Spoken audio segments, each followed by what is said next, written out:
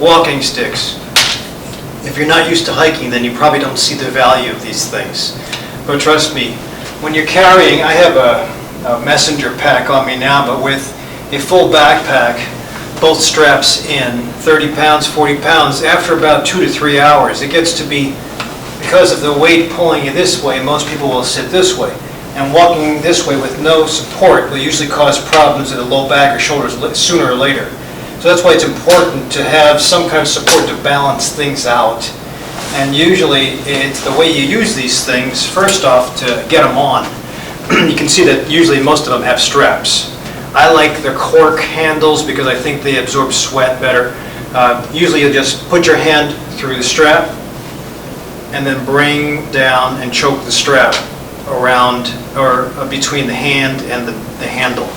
Same thing with this. This is more of a monopod for my camera. You work your way through the strap and then you choke down on it and hold the strap between your hand and the handle. Foam versus cork, I'd rather have cork, and this is tailor-made to a grip. So usually when you hold these things, it's at a 90-degree angle at the elbow. You hold it so it's straight. Sometimes as you're going uphill, you want it short, so you don't have to reach so high up, whether it's this way.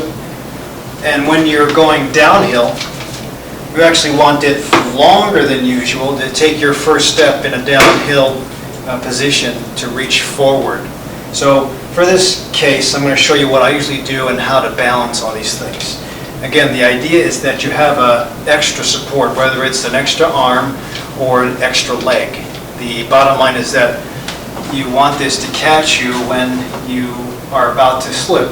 So you don't plant them and then fall. The idea is you place, stabilize, and then you shift your weight. You should be able to hold weight with these things in any position, so that when you lift up and then plant, you're stable, right?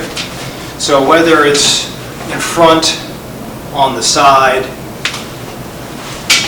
or behind, you can certainly use them like feelers to sense if the object you're about to step on is loose or not. And you can see, I'm not sure if you can see it on the camera, but this is loose. This, if it was a stone, would probably topple over. If I didn't have support, I'd fall. So in going uphill, again, you want it a little longer than usual, and you plant and step. So if I was going to be reaching forward because I'm traversing a large boulder, I want this strong. You can see how high it is. So you want these short.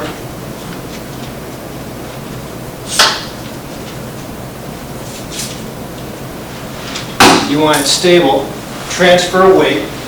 Lift up. Then going downhill, you want it longer than usual, so you can feel where the ground is, so that when you shift your weight, this is like rock climbing or bouldering. It's not a matter of just planting and jumping. It's usually planting, finding stability in this position, and then lowering, shifting weight, stepping off. Now imagine if I did that maneuver without any sticks. I'd have to lift forward and shift off with this pack on me. And that's with a surface that's dry. Think about a wet surface or something with moss, peat moss on it, or something of dry leaves and sand. It's always more stable to be with your sticks. So you can see the value of these things. Again, you want them short when you go up and longer when you go down. If you happen to reflexly, as you fall, if you do fall, let go, it's okay because the straps will still catch you and you can catch your arms on an object, hopefully, and not break your wrists. Or if you're getting tired, you can always just drag them through and not worry about them. But the idea of the collapsibility of these things is nice because you can always fold them away and tuck them in your pack in case you feel that you're on a stretch of, say, sand or something comfortable, about to take a break, and you want to pack them away, or on an airplane if you want to put them away, you can just stick them in your pack and then you're free to go.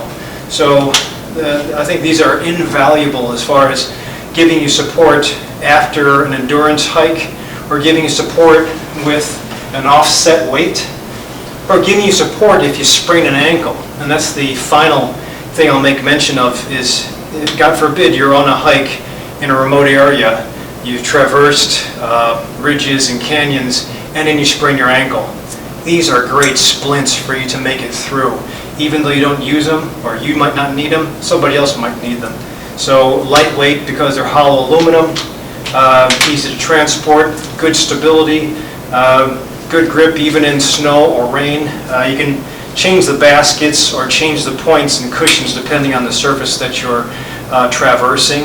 But it's always useful to have them, even one. So give them a try. Try them out and practice before you get to your hike or destination.